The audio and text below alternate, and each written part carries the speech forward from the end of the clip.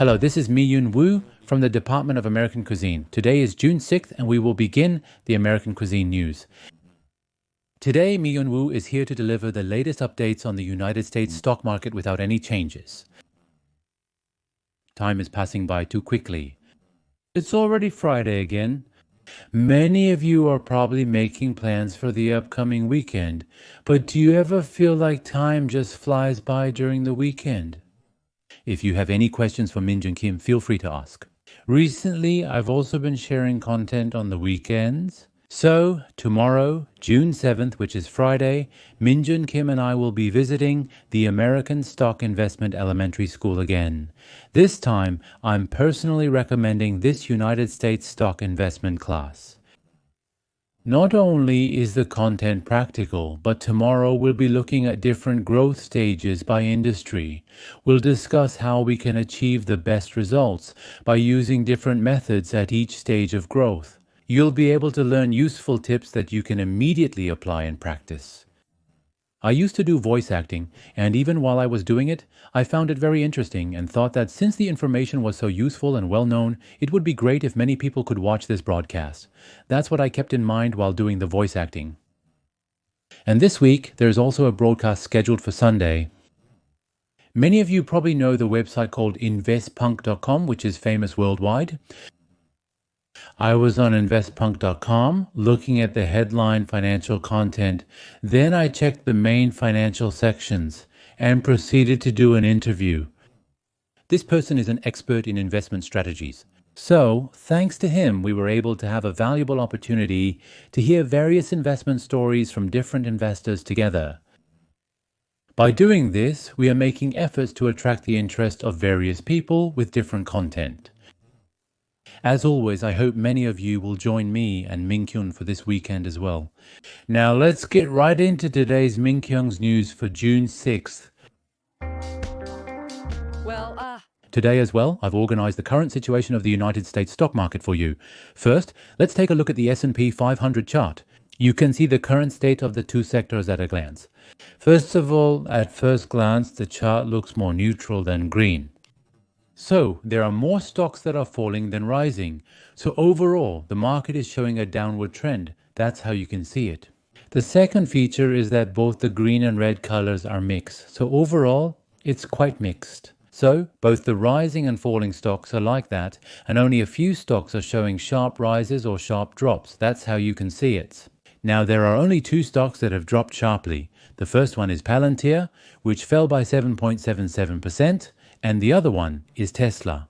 Tesla plunged by 14.26%. So today, I thought it would be good to read articles about these two stocks on the broadcast. In fact, even though the market opened yesterday, the atmosphere didn't improve. The reason is because there was some really good news about Trump. Let me briefly introduce this article. President Trump had a phone call with Xi Jinping, and they agreed to hold a summit. This was interpreted as positive news. President Donald Trump of the United States had a very good phone conversation with Chinese President Xi Jinping on Thursday, and this call led to a very positive outcome for both countries. This is what was announced. And then Xi Jinping also received an invitation to visit the United States, and he responded positively to it. So the relationship between the two countries is expected to improve, and that's why the media is delivering this as good news. You might wonder why the market remained in a sideways trend. I'll explain this in detail, step by step. Alright, first, let's take a look at the market trends. Yesterday, the market index dropped slightly, going down from 69 to 67. Also, the proportion of optimistic investors decreased from 48% to 46%. However, despite that, the volatility of the market has remained stable so far. If you look at the low volatility index values like 18 and 48, it shows that the market hasn't changed drastically and is still in a relatively stable state. So even though there was a slight downward trend yesterday, it wasn't a big deal, and for the most part, the market stayed steady. You could say it was a calm day overall. Now, this time it's PRA Grid Index. It continues to stay at 58, so it's still in the neutral zone. So it's still staying in the greed zone. What does this mean? It means that investor sentiment is still positive, so that's how it can be interpreted. The max score remains at 77, the highest level, as anticipated. The market is fluctuating at the high end, but the sentiment hasn't turned negative yet. Can we interpret it this way? Recently, the results of the American Association of Individual Investors Sentiment Survey, which is conducted once a week, were released. As you can see, investors are still maintaining a positive outlook. Only 32.7% expect stock prices to rise in the next 6 months, showing a rather negative outlook. 25.9% are neutral, and 41.4% are pessimistic. They believe that stock prices will fall even further in the next 6 months. So what this means is that there is still a lot of cash sitting on the sidelines. So I think it can be interpreted positively as well. That's how it is. Earlier, we had Gongpotam Su, who used to live with us, and Choi Stargi's everyday new face and the image of opposition. So it's a bit unreasonable to judge the current market situation as being too overheated or too cold, because there are still quite a lot of investors with neutral opinions. It's unreasonable to think a bubble is forming now. I believe there are still market uncertainties. Next is the performance of Meijun Tapping. Meijun Tapping has shown 6 types of pluses. First, Bitcoin rose more than 2%, reaching 10,000, 3,710 second. Uber went up by 1.46%. This is because when Neoja Tesla's stock price plummeted, we saw a sharp rebound. If you look at it this way, you'll understand. Third, Netflix rose by 1.30%, Taiwan Semiconductor Manufacturing Company rose by 0.46%, Amazon rose by 0.33%, and Alphabet went up by 0.10%. All the other stocks fell. Broadcom minus 0.44%, Meta minus 0.48%, Celestica minus 0.49%, Visa minus 1.05%, Nvidia minus 1.36%, Talon Energy minus 1.56%, Advanced Micro Devices minus 2.44%, Strategy minus 2.46%, Credo minus 4.53%, and ProShares Ultra. Bitcoin Exchange Traded Fund is minus 6.05%, Trade Desk minus 6.50%, and Palantir minus 7.77%. At the end, Tesla fell by 13, 14, and 26%, so it wasn't very good. Yeah. Tesla was the primary reason for the market's decline yesterday. The market inevitably fell when it dropped by up to 14.26%. That's the result when viewed from this perspective. Meanwhile, in the current after-hours trading, it's making an additional gain of 5.50%. So that's what we're going to talk about on today's broadcast. I'll explain the recent significant stock price decline and outline the factors driving the current market rebound in an easy-to-understand manner. On June 5, 2025, President Turyompou and Ilran Miosukyu had the following public schedule in chronological order. Now, first of all, it's about the conflict. What is this conflict about? Turyompou started criticizing Miosukyu in an official statement with reporters alone, and the situation quickly escalated. So what did he say then? He was very honest with Japan, saying, "I helped Japan a lot, and Japan should know that we need to eliminate the electric vehicle tariff." That's when he started raising the issue of tariffs. But he knew the internal situation of this bill better than anyone else involved. Nevertheless, he still complains and gets angry. This is how, based on a very critical view of Musk, I, and then through the X that Musk is now running, made this criticism. I interpreted it this way, and that's why I said it like this.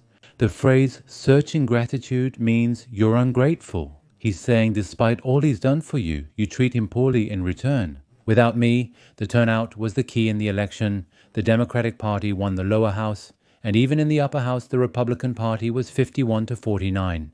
My contribution was so big, but you don't know this kind of favor, that's what he's saying. And then he also denied part of the contents of the so-called One Family Law. He said that this bill was never shown to him even once, and that it was passed so quickly in the National Assembly that he couldn't even read the text of the proposal. He insisted that he was completely left out, and made these negative claims. After that, the trim package was passed. We first agreed on the outline of the government agreement. The most effective way for our budget to save on import costs is for the government to provide subsidies to mass manufacturers and to terminate contracts. This is how Hyun Park-sung left a message, and he also criticized Elon Musk's attitude. Elon was quietly participating, and I asked him to speak up. I'm actually doing it. This is how it works. I forced everyone to use an electric car that nobody wanted, without considering the needs of electric car users.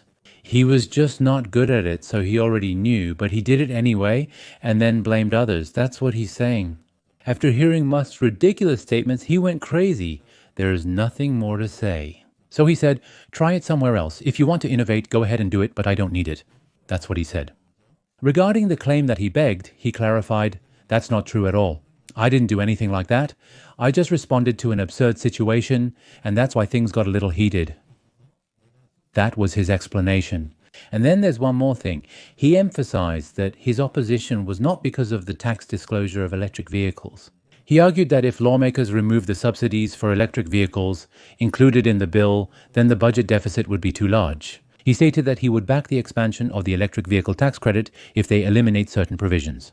That's not it. It's not because of my personal greed or anything like that. That's just what he said. After arriving, he immediately uploaded the Excel file. He said, I'll upload the aftertime file right away. That's what happened. First of all, the Epstein file needs to be revealed. Jeffrey Epstein, an American sex offender, and all related records are what we call the Epstein file. So who is this person? For decades, he used his wealth and connections to sexually exploit many underage girls. But he wasn't alone. He's also known for introducing other influential people to sexual exploitation. This scandal is serious because well-known politicians, including a former president, are said to be involved. So, that's how the issue came up here. Do you know what the problem is? It's that I was the one who exposed the truth. Trump files exist in Epstein's files, which is why they have not been released to the public yet, according to reports. The outcome remains to be seen. Donald John Trump, that's why he made such a huge statement, and then Tesla's stock price completely plummeted. So in the end, the nuclear option comes out. A user had to hack Twitter and communicate with J.D. Vance's campaign headquarters. That's what they claimed. But then, yes, that's right, they left a message of agreement like this. So, and then they make another rather shocking claim. He said, I will suspend the operation of the Dragon spacecraft, and I will do this right away. If the president and his party are harmed, I will suspend the operation of SpaceX's Dragon spacecraft. We will not develop space technology anymore. I will do this right away.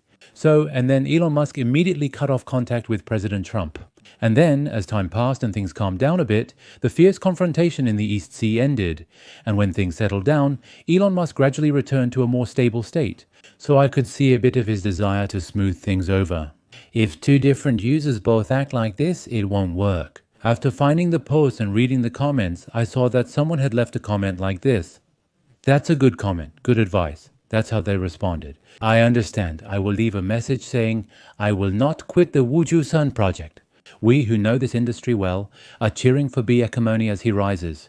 He said that we need to work together for the sake of a great nation. And then he answered the question again. You are not wrong.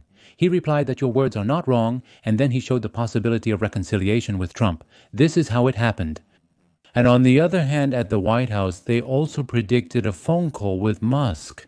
The White House spokesperson said that a call with Musk was scheduled. He said that his goal was to lower tensions and restore relations between the government and the private sector. The White House's direct involvement indicates the gravity of the Middle East situation.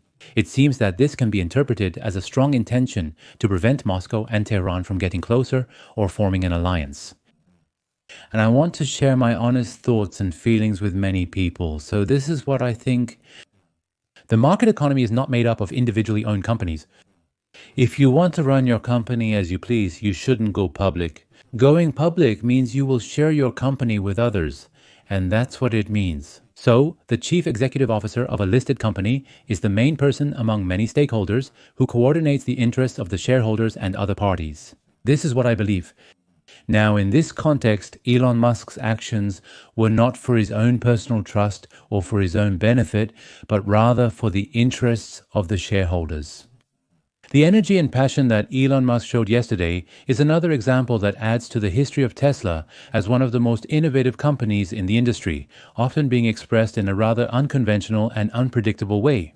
This is how I would like to evaluate it. Here's what I think. Messages delivered with emotion cannot be conveyed objectively. Emotions always come before the message. So, when we make a promise and deliver it with a very emotional tone, the other person receives my message as just an emotional outburst, and they have no interest in the actual message. They just think, you're attacking me, you're angry at me. Like, that's all they feel.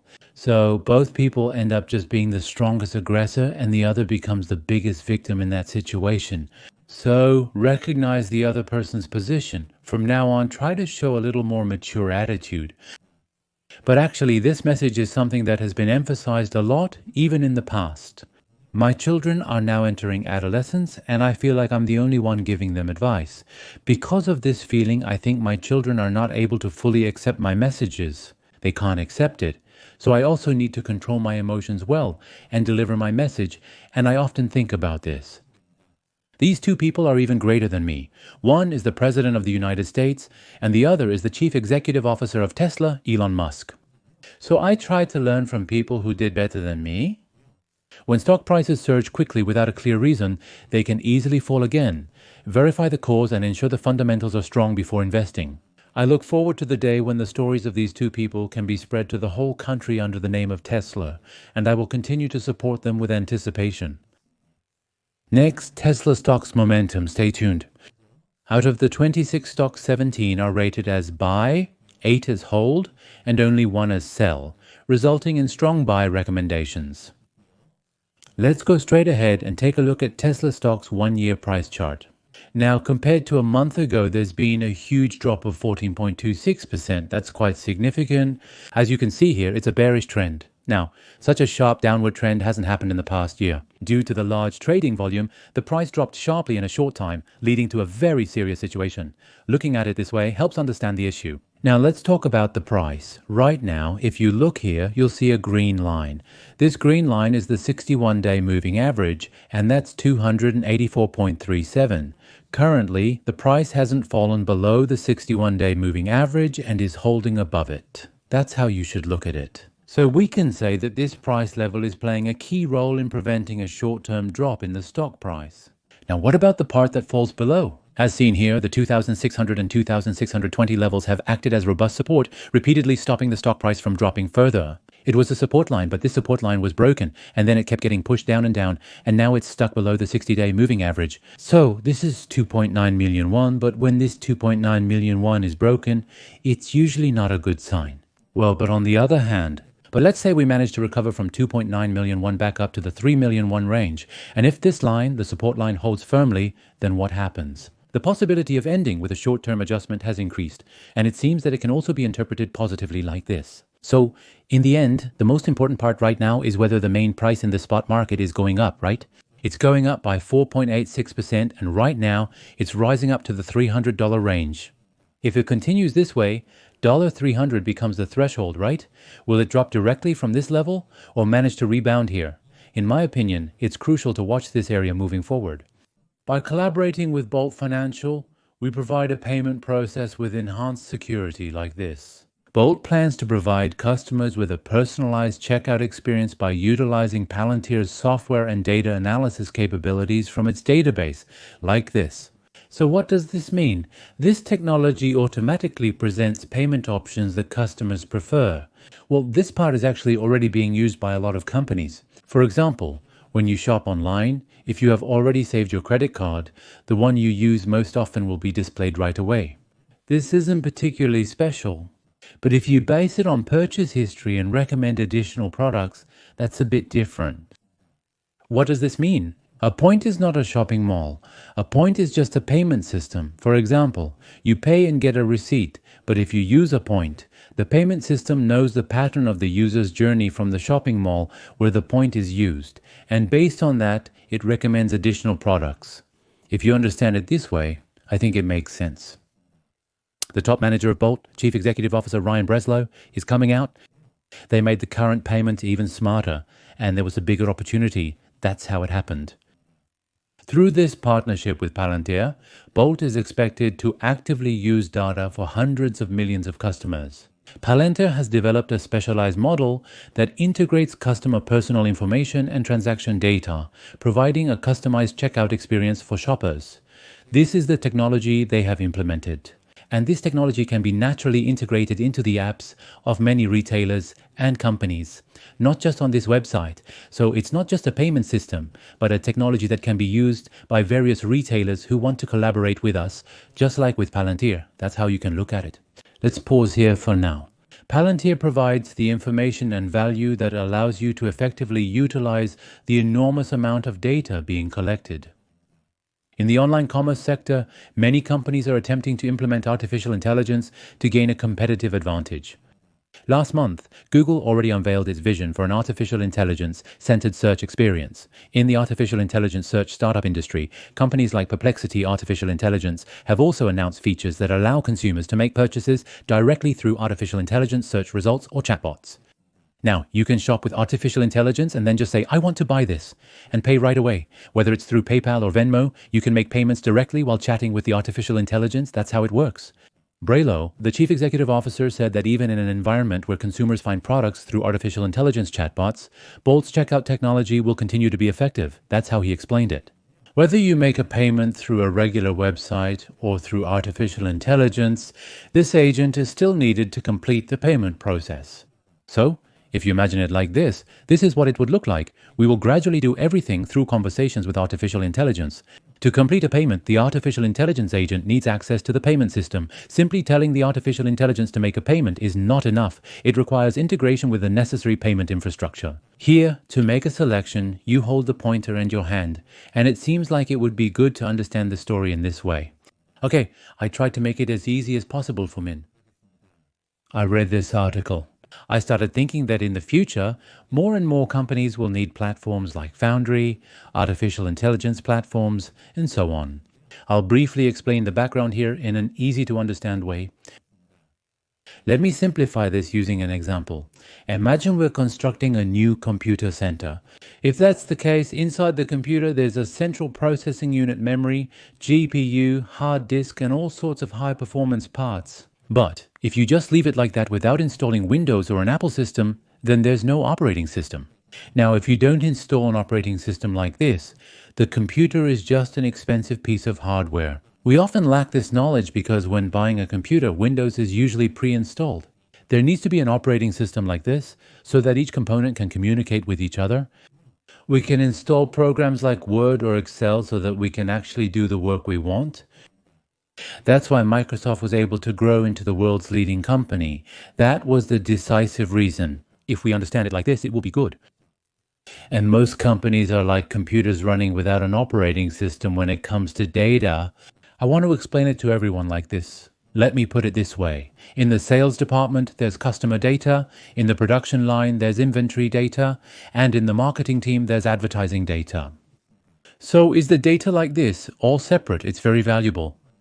This can help you achieve amazing things. But the problem is, if they're not connected to each other and are just scattered around, they can't really show their true power. That's how most industries are. A platform acts as a roadway for all industry data. From this perspective, it makes sense. That's what it means. It means that all the data parts of sales, production, inventory, customers, and delivery are connected as one. And a common language is created so that these different data sets can communicate with each other. Yes, that's how it works. So what happens is that companies can have an integrated screen where they can see all the data they have at a glance. If we don't organize the windows on the desktop, even if we have a lot of data, we can't see it all. But when Windows is installed, we can put any app on the desktop and open the files we want to see. So even though the data was scattered and duplicated like this, it was still unusable just like that. But because there's an operating system called Frontier, the company's managers can view the entire business in a neatly organized screen. It's like how we can easily search for and do things on this computer through Windows. If you look at it this way, you'll understand. So once this kind of data window is set up, companies can install and run the artificial intelligence application programs they want on top of it. That's how you can understand it. By analyzing data, we can optimize artificial intelligence to reduce unnecessary production or predict customer churn. Predictive artificial intelligence can anticipate when customers will leave, allowing us to take proactive measures. These are capabilities we can implement. What if there was no operating system called Palantir and there was no operating system? Companies would have to manually organize and process data every time they wanted to implement an artificial intelligence program like this, repeatedly going through the difficult process of connecting everything together. That's what would have to be done if you look at it this way. In summary, Palantir's true strength doesn't lie in a specific artificial intelligence technology or application. Palantir's strength lies in providing a fundamental operating system for companies to manage all their data.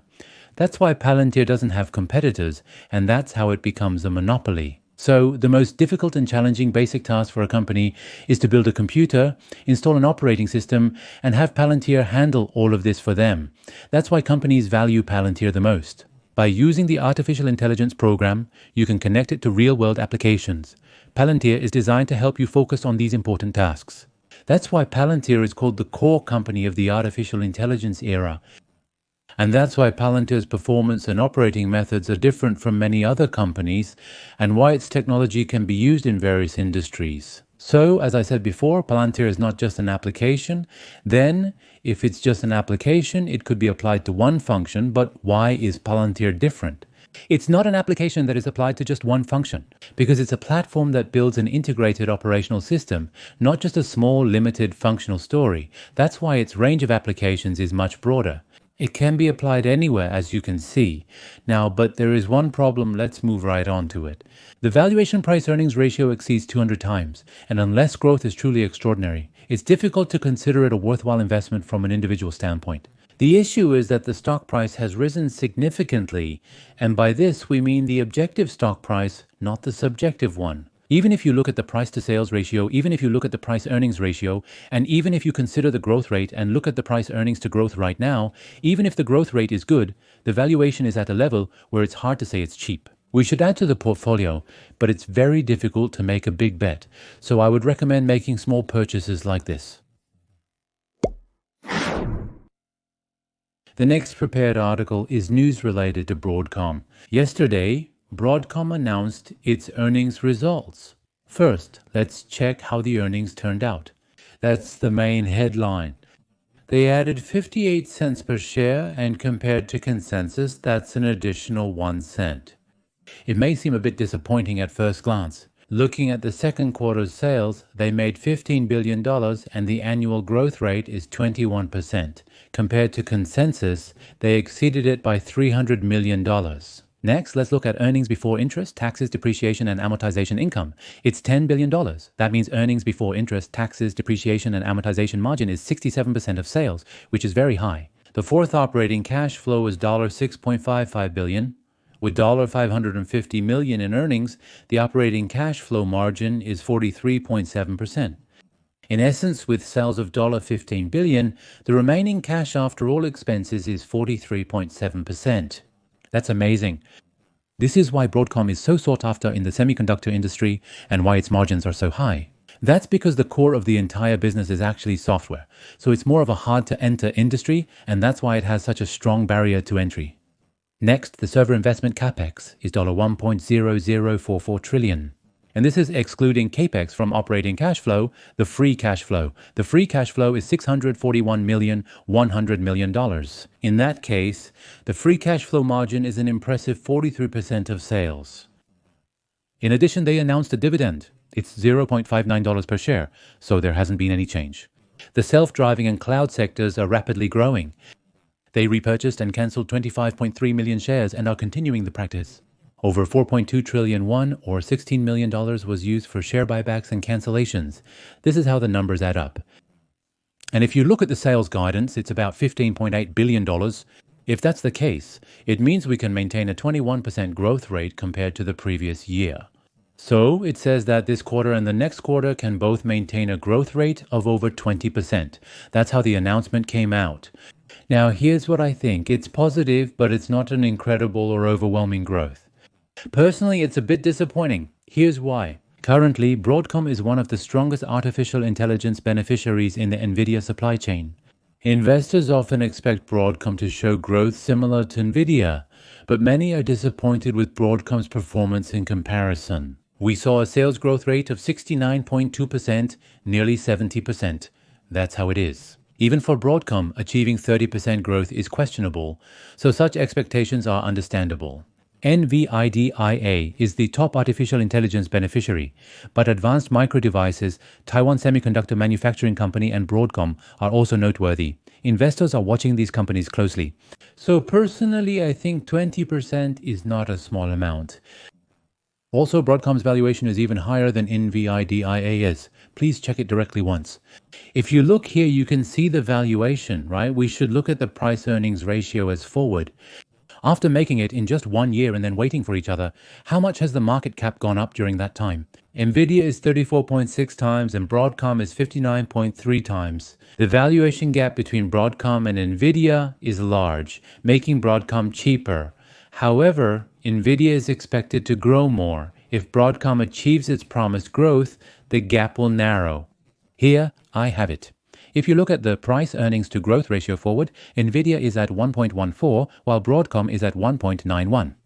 So both the current growth rate and the valuation are like this, and Broadcom is a bit lower than Nvidia. This is how we can organize the comparison.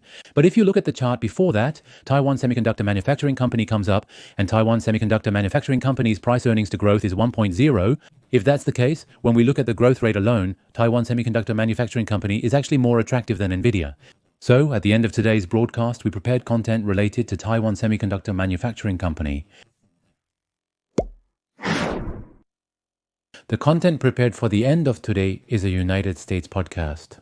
The main topic of today's podcast, as we mentioned earlier, is Taiwan Semiconductor Manufacturing Company. Through this podcast, we will cover the value of the company called Taiwan Semiconductor Manufacturing Company, its investment value, and even the risks for investors, providing you with rich and in-depth content. That concludes today's broadcast. Thanks to all who joined us, including those from the United States and China. As we mentioned earlier, there will be broadcasts this weekend on Saturday and Sunday as well. Everyone, I hope you have a relaxing weekend, and if you have any questions or concerns, please feel free to ask me anytime. We will all keep investing in the United States stock market together until the day we retire. Have a happy day, and thank you. Hello everyone from the Mijon family. What materials did I prepare for you today? A lot of you have been asking about this, and today we're going to talk about Taiwan Semiconductor Manufacturing Company, a top pick among Mijon stocks. By any chance, are any of you also investing in Taiwan Semiconductor Manufacturing Company? I'll share the materials you've sent, and we'll examine the current state and future prospects of this important industry. I'll explain everything as clearly and professionally as possible. Oh, and thank you so much for all the thoughtful and detailed feedback you've sent me. Now, shall we get started? Here's the latest performance report from Taiwan Semiconductor Manufacturing Company. In the first quarter of 2025, sales reached 25.53 trillion, won a 35.3% increase compared to the same period last year.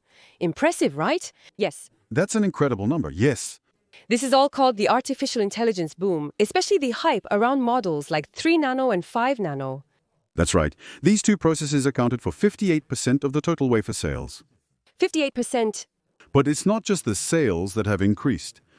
Behind these numbers is Taiwan Semiconductor Manufacturing Company's overwhelming technological capability. If you look at the data, Taiwan Semiconductor Manufacturing Company dominates more than 90% of the sub-3 nanometer foundry market. It's over 90%. Yes, and the reason this is so important is because there are big tech companies like Apple and Nvidia, Artificial intelligence computing performance relies heavily on semiconductor supply, with no practical alternatives available. That's right. John. The world's foundry market share is already down to 65%. That's right. That's amazing. But when you look at the data in detail like this, you can see that it's not just good things. As expected, the money is concentrated on processes like 3 nanometer, 5 nanometer, and 7 nanometer. This makes up 73% of Q1 wafer sales. That's right, that's the core business. Yes. But for sectors like automotive, industrial internet, IoT, and digital home appliances, the DCA division, their profitability is still low and they need more investment, so their growth is slower. Diversification, it's easy to say, but it's not that easy to actually do. Yes, the areas requiring more focus and investment are still in their infancy and have significant progress to make. Looking at the first quarter of 2024, the top 10 customers accounted for 76% of total sales. 76% from just 10 companies. And one particular customer, Amore Pacific, accounted for 22% alone. And one company, 22%, yes. And if you look at it by region, North America accounts for as much as 77% of sales. 77% is the United States, right? Almost.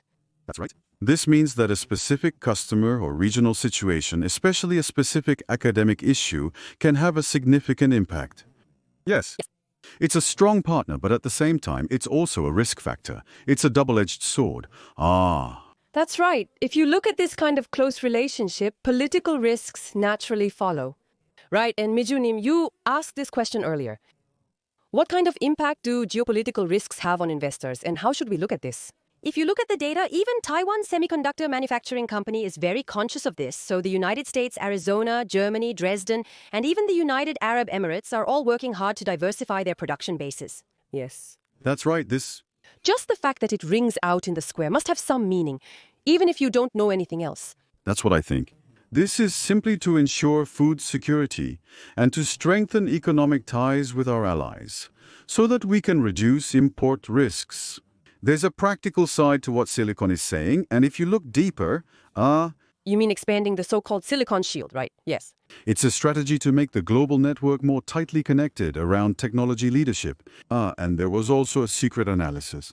For example, even if the United States imposes a 5% tariff, the expected impact on Taiwan Semiconductor Manufacturing Company's net earnings per share is only about 0.1 to 1%, so it's expected to be quite limited.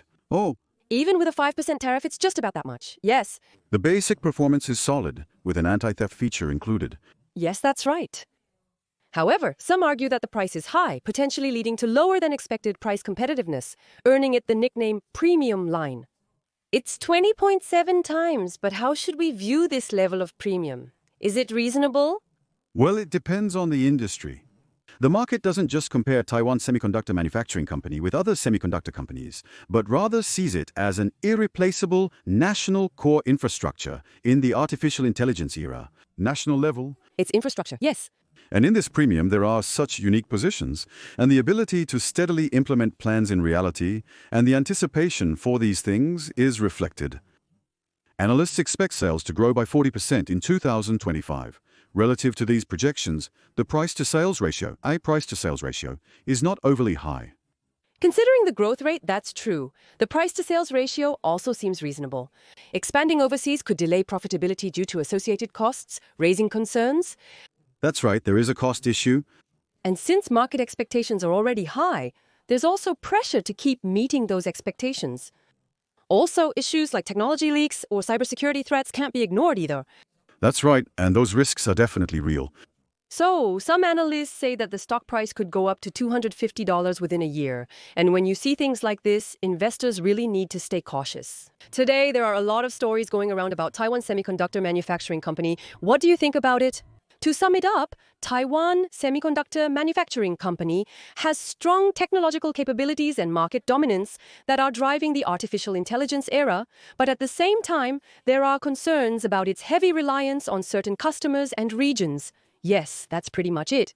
There are also limitations of vertical growth, costs of global expansion, and the need to prove execution capabilities. These are some of the challenges they face. Yes, that's correct. Ultimately, this industry's competitiveness stems not just from growth, but from how much more efficiently and expansively it can share and grow going forward. That's where our focus should be. That production base has a strong competitive advantage in global distribution. This can reduce risk and can be interpreted historically, but also as a response to global instability. This point needs to be considered from both an economic and broader context. Yes, that's an interesting perspective. Today, the content that Jihui and I prepared together will hopefully serve as a clear guideline for many investors and women. Lastly, let me ask you one final question. Is Taiwan Semiconductor Manufacturing Company such an absolute leading stock that it cannot be replaced in the semiconductor technology sector? Or could there be an unexpected variable that we haven't anticipated hiding somewhere? The answer depends on each person's perspective.